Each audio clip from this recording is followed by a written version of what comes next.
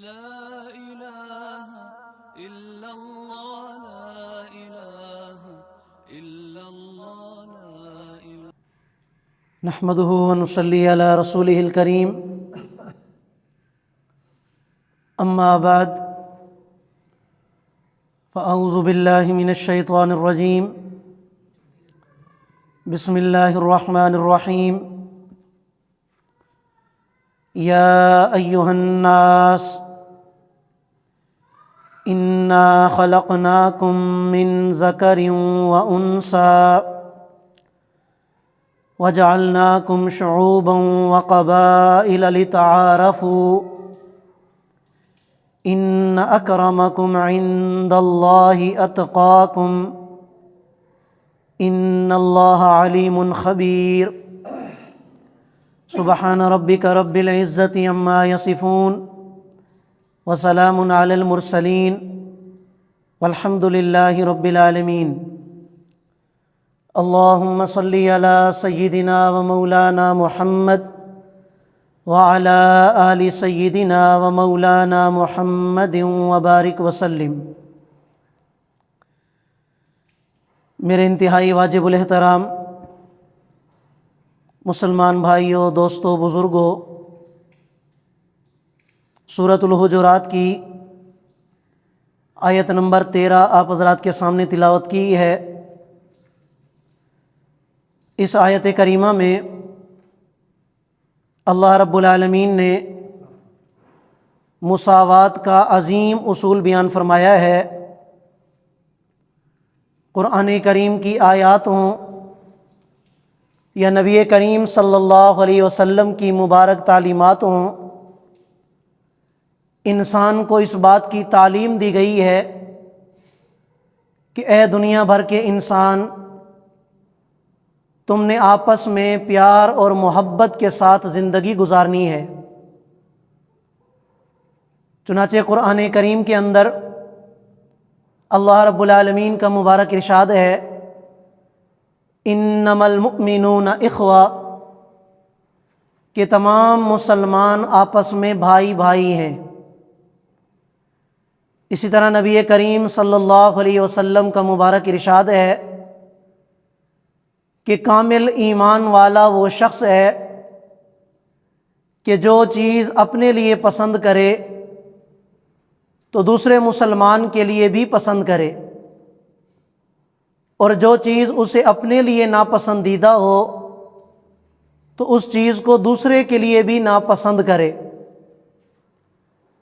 تو قرآن و سنت کی تعلیمات ہماری توجہ اس بات کی طرف دلاتی ہیں کہ اے دنیا بھر کے انسان، اللہ رب العالمین کے ہاں عزت اور شرافت کا جو معیار ہے وہ تقویٰ کے اوپر ہے، وہ پرہیزگاری کے اوپر ہے۔ جیسا کہ اس آیت کریمہ میں اللہ رب العالمین مساوات کے اس عظیم اصول کو بیان فرما رہے ہیں کہ اے دنیا بھر کے انسانوں، ہم نے تمہیں ایک مرد اور ایک عورت سے پیدا کیا ہے۔ ایک مرد اور ایک عورت سے پیدا کرنے کا کیا مطلب؟ کہ تم میں سے کسی انسان کو بحیثیت انسان ہونے کے ایک دوسرے پر کوئی فضیلت حاصل نہیں، سارے کے سارے انسان برابر ہیں۔ ہاں، اگر تم میں سے کسی کو کسی پر کوئی فضیلت حاصل ہے تو اس کی بنیاد اللہ رب العالمین نے تقویٰ کو قرار دیا ہے۔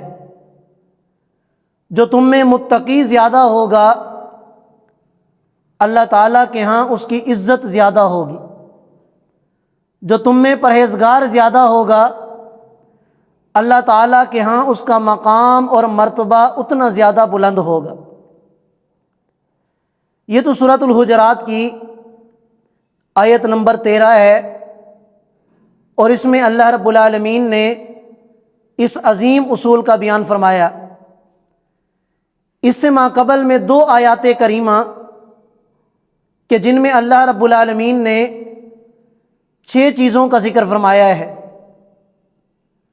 اور وہ 6 چیزیں آپ ان کو 6 گناہوں کے ساتھ بھی تعبیر کر سکتے ہیں، ایسے غلیظ گناہ کہ جو ہماری آپس کی محبت کو نفرت میں تبدیل کر دیتے ہیں، آپس کے اتفاق کو اختلاف میں تبدیل کر دیتے ہیں۔ اللہ تعالیٰ کا تو یہ حکم ہے کہ آپس میں تم بھائی بھائی ہو اور سارے انسان برابر ہو، لیکن جن گناہوں کا ذکر اللہ رب العالمین نے پچھلی 2 آیات کریمہ میں فرمایا ہے، وہ ایسے غلیظ گناہ ہیں کہ اللہ معاف کرے، وہ تکبر کا ذریعہ بنتے ہیں، وہ بڑائی اور فخر کا ذریعہ بنتے ہیں، اور ان گناہوں سے اللہ رب العالمین نے ہمیں قرآن کریم میں منع فرمایا، اور نبی کریم صلی اللہ علیہ وسلم نے اپنی مبارک تعلیمات کے اندر۔ چنانچہ سب سے پہلا گناہ جو ذکر کیا گیا کہ اے ایمان والو، تم میں سے کوئی بھی کسی دوسرے مسلمان کا مذاق نہ اڑائے۔ ایک دوسرے کا مذاق اڑانا اس سے منع کیا گیا، اس لیے کہ جب ایک دوسرے کا مذاق اڑایا جائے گا تو یہ چیز نفرت کا سبب بنے گی، یہ چیز آپس میں اختلاف کا سبب بنے گی، یہ چیز آپس میں محبت کو ختم کر دے گی، الٹا لڑائی اور جھگڑے کا یہ چیز سبب بن جاتی ہے۔ اب یہ جو الفاظ اللہ رب العالمین نے قرآن کریم کی اس آیت میں ذکر فرمائے، یا ایھا الذین آمنوا لا یسخر قوم من قوم عسیٰ ان یکونوا خیرا منہم، تو یہ جو لفظ ہے تمسخر، اس کا کیا معنی ہوتا ہے؟ تو علماء کرام فرماتے ہیں کہ کسی مجلس کے اندر کسی ایک متعین انسان پر اس کے کسی عیب کو لے کر، اس کی کسی برائی کو لے کر اس طرح سے اس کا تذکرہ کرنا کہ دوسرے لوگ اس پر ہنسنے لگیں، انفرادی طور پر ہو، اجتماعی طور پر ہو، زبان کے ساتھ کسی کا مذاق اڑایا جائے، یا اپنے عمل کے ذریعے اس کے کسی فعل کی نقل اتار کر کسی بھی طریقے سے اپنے مسلمان بھائی کا، اپنی مسلمان بہن کا، کسی قوم کا، کسی قبیلے کا اجتماعی طور پر مذاق اڑانا، اللہ رب العالمین ارشاد فرماتے ہیں کہ یہ ناجائز ہے۔ اگر تم ایسا کرو گے تو فرمایا کہ یہ تمہارے درمیان محبت نہیں بلکہ یہ لڑائی اور جھگڑے کا سبب بنے گا۔ یہ پہلی چیز اللہ رب العالمین نے ذکر فرمائی۔ حضرت ثابت بن قیس بن شماس رضی اللہ تعالیٰ عنہ کے بارے میں آتا ہے کہ یہ اونچا سنتے تھے، جب آپ علیہ الصلاۃ والسلام کے مجلس میں تشریف لاتے تو صحابہ کرام ان کو جگہ دیا کرتے تھے، اور یہ آپ علیہ الصلاۃ والسلام کے قریب آ کے بیٹھ جاتے تاکہ آپ کی مبارک کلام سننے میں آسانی ہو۔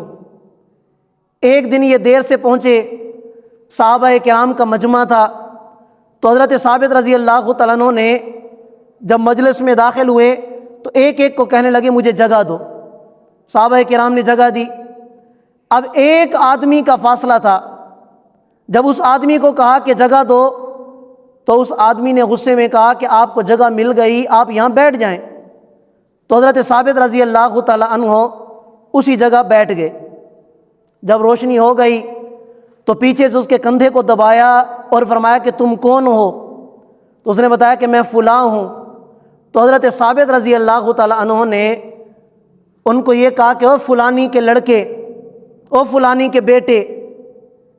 مفسرین حضرات فرماتے ہیں کہ اس پر یہ آیات کریمہ نازل ہوئیں کہ کسی کا مذاق اڑانے کے لیے مجلس کے اندر اس کی برائی کا ذکر کر دینا کہ جس سے دوسرے لوگ ہنس پڑیں، ایسا کرنا بھی ناجائز ہے اور حرام ہے، اور اللہ تعالیٰ نے اس آیت کریمہ میں اسی بات سے منع فرمایا ہے۔ دوسری چیز جو اس آیت کریمہ میں ذکر کی گئی، فرمایا وَلَا تَلْمِزُوا أَنفُسَكُمْ، اے ایمان والو اپنے آپ کو تانا مت دو، اپنے عیب نہ نکالو۔ یہ آیت کریمہ ایسے ہی ہے جیسے قرآن کریم کے اندر اللہ رب العالمین ارشاد فرماتے ہیں لا تقتلوا انفسکم، اپنے آپ کو قتل نہ کرو۔ اب ان دونوں آیات کریمہ کا مطلب کیا ہے کہ ایک دوسرے کے عیب تلاش نہ کرو، ایک دوسرے کو تانا نہ دو، ایک دوسرے کو قتل نہ کرو۔ نبی کریم صلی اللہ علیہ وسلم سے پوچھا گیا کہ یا رسول اللہ، کوئی آدمی اپنے آپ کو بھی تانا دے سکتا ہے؟ کوئی آدمی اپنے آپ کو بھی گالی دے سکتا ہے؟ تو اللہ کے نبی نے ارشاد فرمایا کہ جب تم اپنے مسلمان بھائی کو گالی دو گے، وہ غصے میں آ کر جواب میں تمہیں گالی دے گا، تو یہ ایسے ہی ہے کہ تم نے اپنے آپ کو گالی دی ہے، تم نے اپنے آپ کو تانا دیا ہے۔ تو اللہ رب العالمین نے قرآن کریم کے اندر اس بات سے بھی منع فرما دیا لا تلمزوا انفسکم، کہ اگر تم ایک دوسرے کی عیب جوئی کرو گے، ایک دوسرے کے عیب بیان کرو گے، ایک دوسرے کو تانا دو گے، تو یہ چیز تمہارے درمیان لڑائی اور جھگڑے کا سبب بنے گی، پیار اور محبت ختم ہوگا، مساوات ختم ہوگی۔ اور اللہ تو فرماتے ہیں کہ اے انسان، تم سب کے سب برابر ہو، تم میں سے کسی کو کوئی فضیلت دوسرے پر حاصل نہیں۔ ہاں، فضیلت کا مدار کس چیز پر ہے؟ تقوی پر ہے، پرہیزگاری پر ہے۔ اور تیسری چیز اللہ کریم ارشاد فرماتے ہیں وَلَا تَنَابَزُوا بِالْأَلْقَابِ، کہ ایک دوسرے کو برے القاب سے نہ پکارو۔ اب برے القاب سے پکارنا، اس کی کئی صورتیں ہو سکتی ہیں۔ حضرت عبداللہ ابن عباس رضی اللہ تعالیٰ عنہما فرماتے ہیں کہ اگر ایک آدمی کسی گناہ کے اندر اپنی ماضی کی زندگی میں مبتلا تھا اور اس نے اللہ سے توبہ بھی کر لی، وہ گناہ اس نے چھوڑ دیا، اب کوئی آدمی اس کا وہ گناہ یاد دلانے کے لیے، مثلا اگر ایک آدمی چوری کرتا تھا اور اس نے اللہ سے توبہ کر لی، اب ایک آدمی کہتا ہے کہ اوے چور، اوے ڈاکو، اوے شرابی، تو حضرت عبداللہ ابن عباس رضی اللہ تعالیٰ عنہما فرماتے ہیں لا تنابزوا بالالقاب میں اس چیز سے منع کیا گیا ہے کہ جب اس نے اللہ سے معافی مانگ لی تو تم کون ہوتے ہو اسے وہ گناہ یاد دلانے والے۔ حضرت ابو الدرداء رضی اللہ تعالیٰ عنہ فرماتے ہیں اگر کسی مسلمان نے گناہ سے توبہ کی اور پھر کسی مسلمان نے اسے وہ گناہ یاد دلا کر اسے آر دلائی، اللہ فرماتے ہیں کہ اس وقت تک اس پر موت نہیں آئے گی جب تک وہ آدمی خود اس گناہ کے اندر مبتلا نہ ہو جائے۔ کتنی سخت وعید ہے۔ اور اللہ معاف کرے، آج ہمارے معاشرے کے اندر، ہماری مجلسوں میں، ہماری محفلوں میں یہ چیزیں عام ہو چکے ہیں۔ ہم برے القاب سے پکارنا، تھوڑا سا اپنے دوستوں کو ہنسانے کے لیے، اپنے اقربا کو ہنسانے کے لیے طرح طرح کے القابات اور طرح طرح کے برے برے نام ہم نے رکھے ہوتے ہیں۔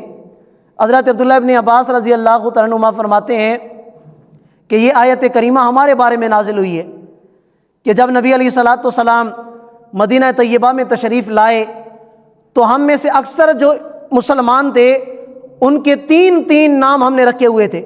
ایک تو وہ نام ہوتا تھا جو والدین نے رکھا ہوتا ہے، تو دوسرا اللہ معاف کر اگر کسی کے اندر کوئی عیب موجود ہے، اگر لنگڑا ہے تو اس کا نام لنگڑا مشہور کر دیا، اگر گونگا ہے تو اس کا نام گونگا مشہور کر دیا۔ تو فرمایا کہ اس طرح کسی کو برے نام سے پکارنا، فرمایا کہ یہ بالکل ناجائز اور حرام ہے۔